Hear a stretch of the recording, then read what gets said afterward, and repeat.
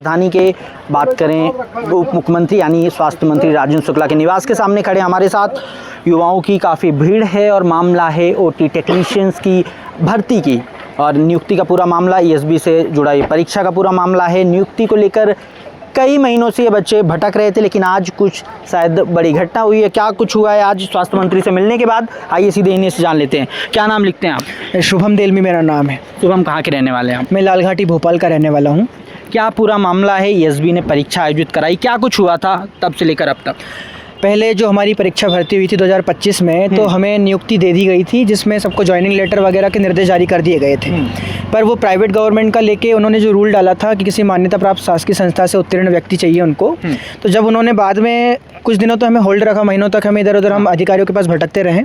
बाद में महीने कम से कम 2 महीने मान लीजिए हम भटके हैं। उसके बाद इन्होंने क्या किया, आपस में मीटिंग बिठाई और वहाँ पे उन्होंने डिसाइड किया कि नहीं, इनके पास जो मार्कशीट है वो भी सरकारी द्वारा मान्यता प्राप्त संस्था से ही है। इसके बाद फिर हमें बुलाया गया, फिर हमें कहा गया कि आपकी नियुक्ति हम दे रहे हैं पर उसके लिए कुछ समय हमें चाहिए। अभी हमारे जो संचालक ये किसके द्वारा कहा गया था? ये हमारे संचालक के द्वारा, जो संचालनालय के डायरेक्टर सर हैं जो अभी नए आए हैं, उनकी तरफ से आश्वासन दिया गया था। और वहाँ के जो नीचे उनके अधिकारी वो भी हमें यही बोलते थे। एसीएस अधिकारी के पास गए तो वो भी कहते थे 2-4 दिन में 5 दिन में हम कर देंगे। तो ऐसा हमसे रोज कहा जा रहा था। देखिए, विडंबना देखिए इस भारत की, जहां युवाओं को देश का भविष्य कहा जाता है। कई महीनों से लोग सिर्फ इसलिए चक्कर काट रहे थे कि इन्होंने प्राइवेट कॉलेज से बात करें ग्रेजुएशन किया था और मामला इस मामले पर आके अटक गया कि कहीं ना कहीं सरकार ने जो भर्ती निकाली थी उसमें एक कॉलम में ये नियम लिख दिया गया था कि कहीं ना कहीं अगर आपने प्राइवेट से किया है तो आपको नियुक्ति नहीं दी जाएगी। और मामला फिर वही आके अटकता है कि कहीं ना कहीं जो कॉलेज है प्राइवेट कॉलेज, उनको भी कहीं ना कहीं जो लाइसेंस है वो सरकारी कॉलेज देते हैं। तो फिर ये नियम क्यों आया? अभी आज क्या कुछ बात हुई है आपकी? जैसा कि मैंने बताया पहले कि उन्होंने जैसे आश्वासन दिया तो हमने वेट किया।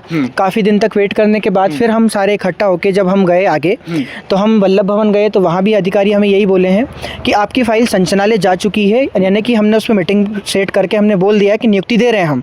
फाइल को संचालनालय भेजा गया, संचालनालय में जाके पता कर रहे हैं तो वो कह रहे हैं कि वल्लभ भवन में फाइल है। मतलब एक दूसरे का नाम लेके हमें वो बेवकूफ़ बनाते रहे। तो हमने एंड में फैसला लिया कि हम स्वास्थ्य मंत्री जी के पास जाते हैं और इनसे हम बोलते हैं कि हमारे साथ ऐसा फाइल को लेके इधर उधर हमें वो बेवकूफ़ बना रहे हैं। हुई राजेंद्र शुक्ला जी से मुलाकात आप? जी, अभी जस्ट हम सर से मिल के आए हैं। तो उन्होंने हमारे सामने ही एसीएस अधिकारी को कॉल किया, स्पीकर पर डाल के बात करी, तो अधिकारी ने बोला कि इनकी नियुक्ति तो कन्फर्म है सर, अब हम 1 दिन में इनके निर्देश जारी कर देंगे। ऐसा आश्वासन उन्होंने हमें भी दिया। जस्ट मतलब भटकने के दिन खत्म हुए, ऐसा हमें लगता है। उम्मीद तो है सबको।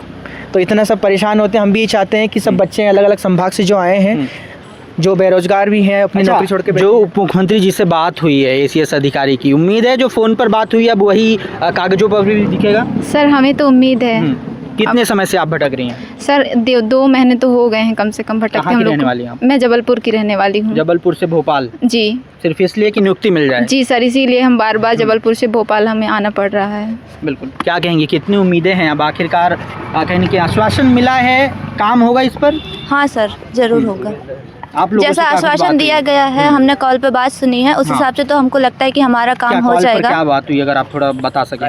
सर जैसे कि उन्होंने जो भी डॉक्यूमेंट्स वहाँ पर भेजे हुए हैं, वो डॉक्यूमेंट्स के बारे में बात हुई है, तो उन्होंने कहा है कि ये काम आपका हो जाएगा, लेकिन 1-2 दिन का भी टाइम उन्होंने मांगा है। जी। तो अभी 1-2 दिन का हम लोग वेट करते हैं। अगर उसके बाद कुछ होता है तो फिर हम यहीं पर आएंगे। कागज आपके हाथ में है, आप सब लोगों के हाथ में किस चीज़ से? सर ये एप्लीकेशन है हमारा, और हमारे जो भी डॉक्यूमेंट्स लगे हुए हैं, जैसे कि ओटी टेक्नीशियन का मार्कशीट और ओटी का रजिस्ट्रेशन और मेरिट लिस्ट, ये सारे डॉक्यूमेंट्स हमारे पास अवेलेबल हैं। तो बिल्कुल देखिए, स्वास्थ्य मंत्री राजेंद्र शुक्ला यानी उप मुख्यमंत्री ने कहीं ना कहीं आज इनकी बात को ध्यानपूर्वक सुना है और अब उम्मीद यही जताई जा रही है कि अब भटकने के दिन खत्म और कहीं ना कहीं जो इनकी बात करें नियुक्ति का मामला था, अब नियुक्ति इनको जल्द ही मिलने जा रही है। कुछ और लोग हमारे साथ हैं। कहाँ से आए हैं सर? सर जबलपुर से। जबलपुर से आए हैं भोपाल, सिर्फ किस लिए?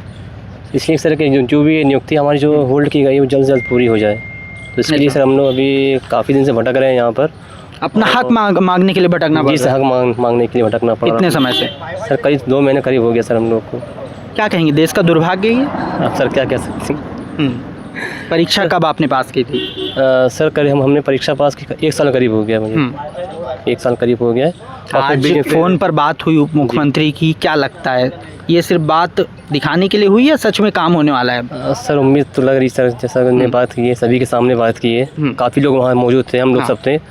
तो मुझे लगता है कि इतने सालों के बीच में बात करना और उस चीज़ को कहना झूठ न वो समझना, बिल्कुल।